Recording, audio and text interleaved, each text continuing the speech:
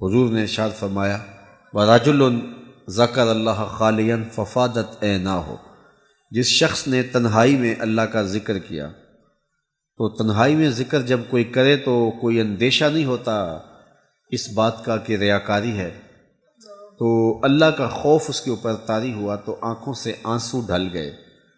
تو جب آنسو ڈھلے تو رسول کریم نے ارشاد فرمایا کہ قیامت کے دن جب کوئی سایہ نہیں ہوگا، اس ذاکر کو اللہ قیامت کے دن اپنے عرش کا ٹھنڈا سایہ عطا فرمائے۔ اور اجتماعی ذکر کی فضیلت میں بیان فرمائی کہ اللہ کے کچھ فرشتے ہیں جو زمین کے اوپر گھومتے پھرتے ہیں، سیاحین فی الارض، جو زمین کے اندر سیر کرتے ہیں، اور ان کا مقصد کیا ہوتا ہے؟ مجالس نور تلاش کرنا، مجالس ذکر تلاش کرنا۔ جب وہ ایسے ذکر کی مجالس پاتے ہیں تو پھر وہاں آتے ہیں، جمع ہو جاتے ہیں، اور اس غرض سے گھومنے والے دیگر فرشتوں کو آواز دیتے ہیں، بلاتے ہیں ان کو۔ حدیث میں ان کی آواز کا ذکر موجود ہے کہ وہ کیا آواز دیتے ہیں؟ وہ آواز دیتے ہیں ہلموا الی بغیتکم، ہلموا الی حاجتکم۔ انہیں باقیوں کہتے ہیں او میاں جسے تم ڈھونڈ رہے ہو وہ تو یہاں ہے۔ تو وہ بھی لپک کے ادھر آ جاتے ہیں، اور فرمایا کہ زمین سے لے کر آسمان تک فرشتوں کی قطاریں لگ جاتی ہیں، تو فرشتے ہی فرشتے جمع ہو جاتے ہیں۔ جب مجلس برخاست ہوتی ہے تو سونے کے تشتوں میں وہ ذکر فکر لے کے اللہ کی بارگاہ میں حاضر ہوتے ہیں، باوجود علم کے۔ اللہ تعالیٰ پوچھتا ہے میرے فرشتوں کہاں سے آئے ہو؟ تو وہ کہتے ہیں مالک فلاں بستی میں فلاں جگہ تیرے ذاکرین تھے، ہم وہاں سے آئے ہیں۔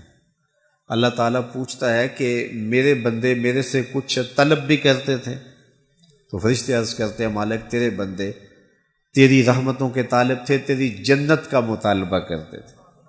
اللہ تعالیٰ ارشاد فرماتا ہے حل رأوہا، کیا انہوں نے میری جنت کو دیکھا ہوا ہے؟ تو فرشتے عرض کرتے ہیں کہ مالک انہوں نے تیرے جنت کو نہیں دیکھا۔ اللہ فرماتا ہے کیف ولو رأوہا، اگر وہ دیکھ لیتے تو پھر ان کی طلب کیسی ہوتی؟ تو فرشتے عرض کرتے مالک وہ تو بہت رغبت رکھتے، بے چین ہو جاتے، جنت کو پانے کے لیے عجیب ان کی حالت ہوتی۔ اللہ تعالیٰ ارشاد فرماتا ہے کہ وہ کسی شے سے پناہ بھی مانگتے تھے، یا اللہ وہ تیرے دوزخ سے پناہ مانگتے تھے۔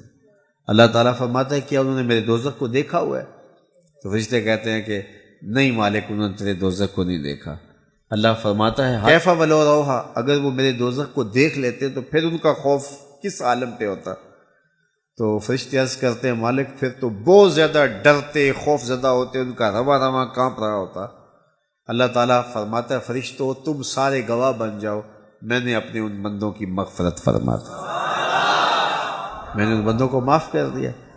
حدیث کے لفظ ہے ملک من الملائکہ، فرشتوں میں سے ایک فرشتہ بولتا ہے مالک اس مجمع عام میں جن کو تو بخشش کا اعلان کیا ہے، ایک بندہ تھا وہ تو اس غرض سے نہیں بیٹھا تھا، اس کی تو غرض کوئی اور تھی، وہ تو کسی کو ملنے آیا، پتہ چلا وہ فلاں مجلس میں گیا ہے تو وہ بھی وہاں پہنچ گیا، تو وہ پیچھے بیٹھا اس کا انتظار کرتا رہا کہ ختم ہو مجلس تو میں اس سے بات کروں۔ تو وہ تو حقیقتاً اہل مجلس سے تھا ہی نہیں، وہ تو ویسے ان کے پاس بیٹھ کے کسی اور غرض سے بیٹھا ہوا تھا۔